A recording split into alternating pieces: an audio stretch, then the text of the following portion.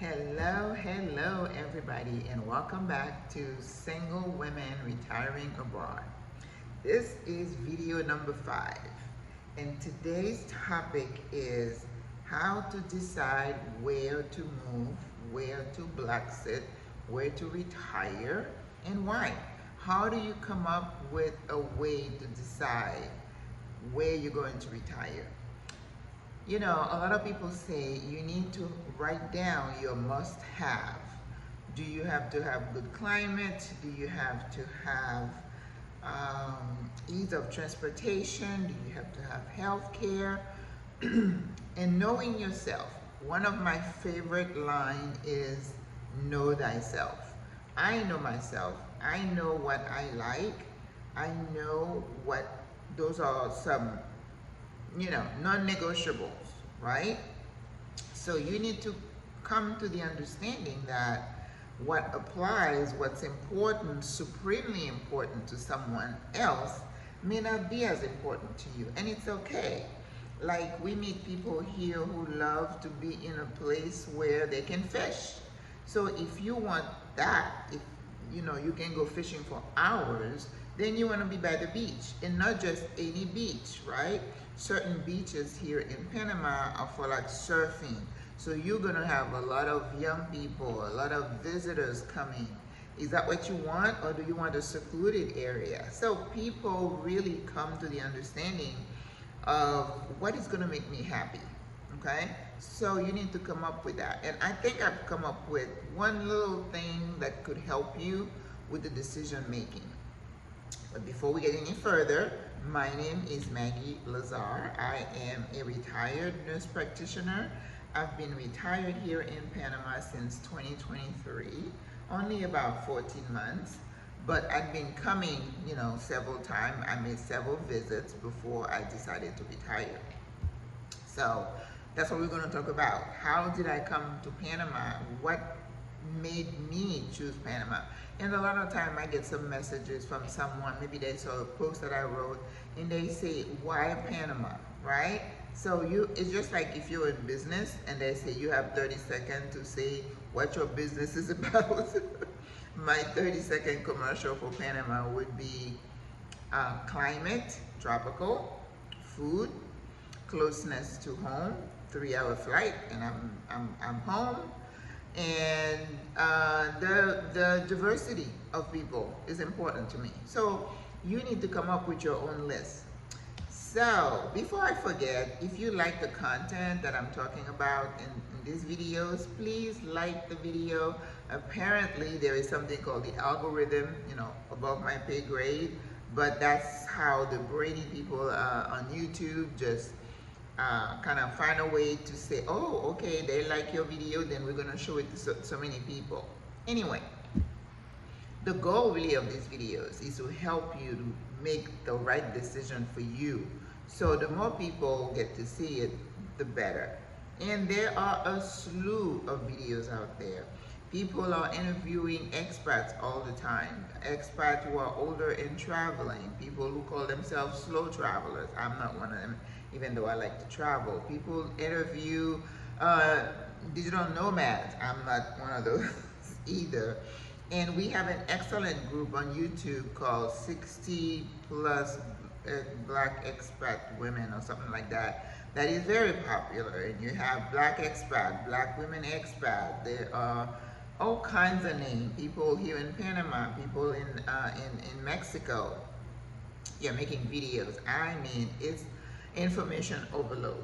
And the reason I wanted to really focus on just single women, because I'm a single woman, I'm not married, so we have different needs, and we have to really be diligent about how we come to the decision as to where we're gonna go.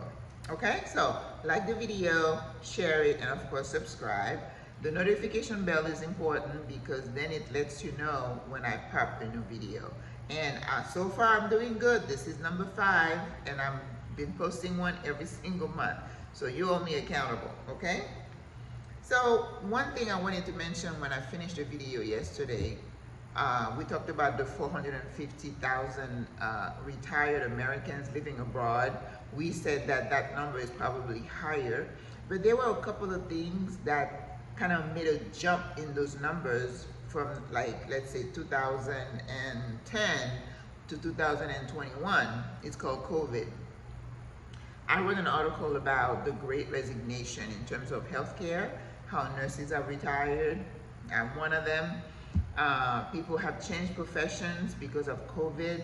When you have a massive epidemic, it makes you re-evaluate your life, your priorities. So people have come to the understanding that, you know what, life is short, anything can happen in an instant.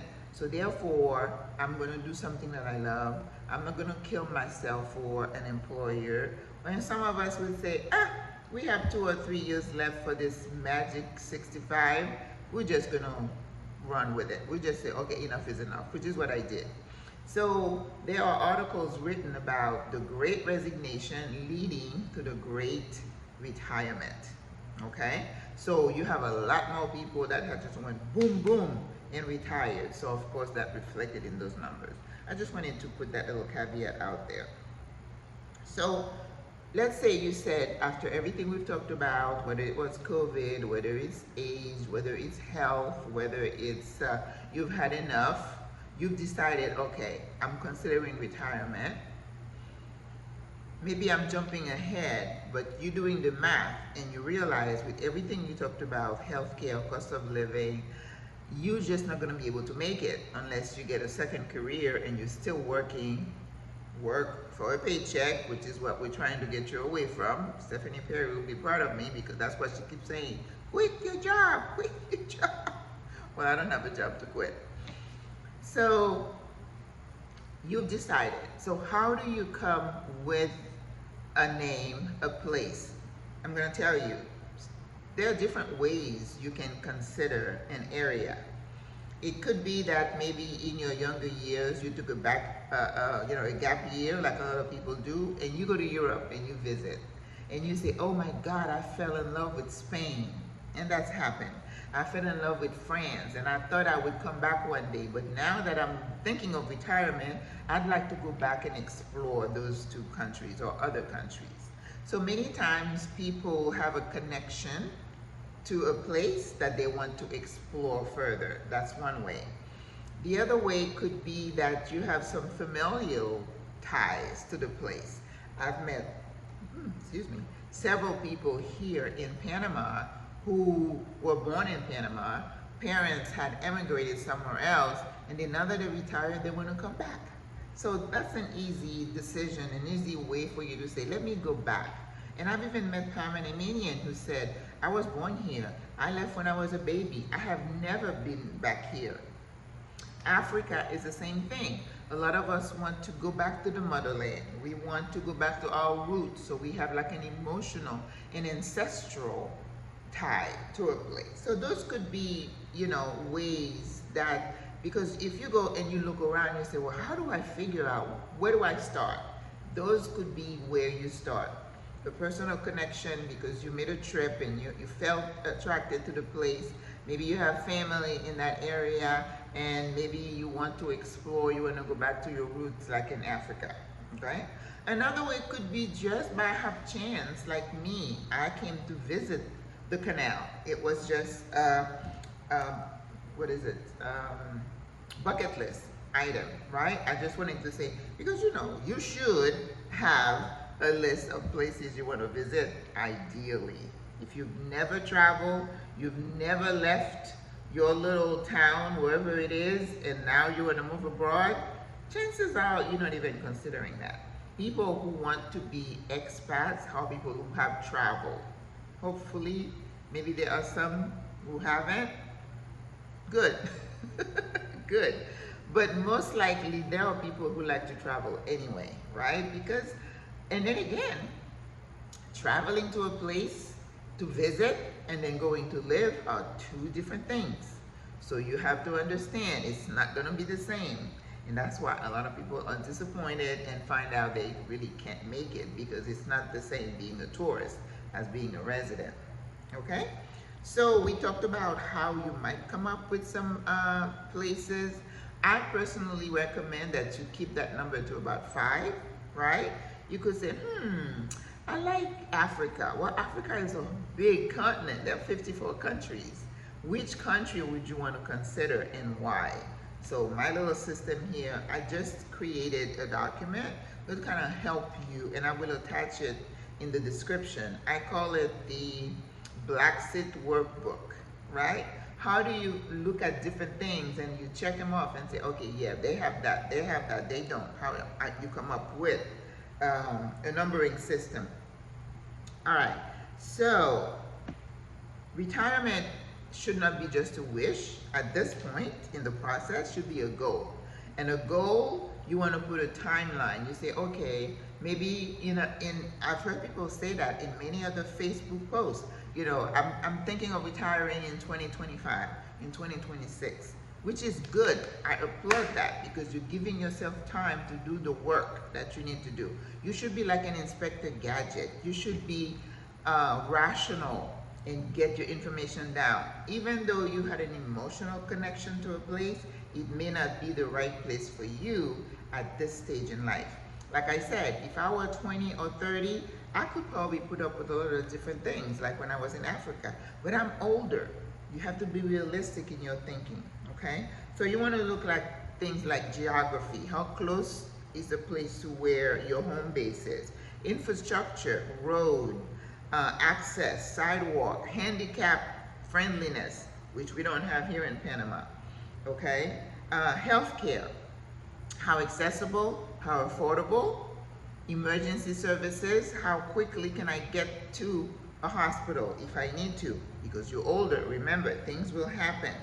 Your health status, do you have a bunch of really serious illnesses that you need to be close to your medical team? You got to think about that. Are you going to be able to cross that over to wherever you're going? Medication, checkups, follow-ups. Do you need the beach or do you need mountains? Ease of getting a visa or residency is very important, right? Do you need a car or will you be able to get around with public transportation? We have that. Political climate, how safe is it? Crime, okay? Statistics, and of course you want to watch videos of local people to get the gist, not just your stories. You need concrete data.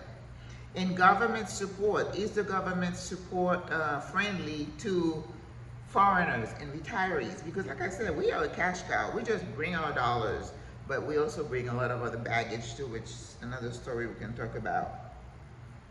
And how are the locals? Are they friendly to foreigners, right? You don't want to go to a place where they're going to throw stones at you or they're going to rip you off. Like there's so many places people talk about scamming, which can be a deterrent for you to go. And as a single black woman, you have to understand safety. How are you going to barter with the local? Are you going to be getting the best price?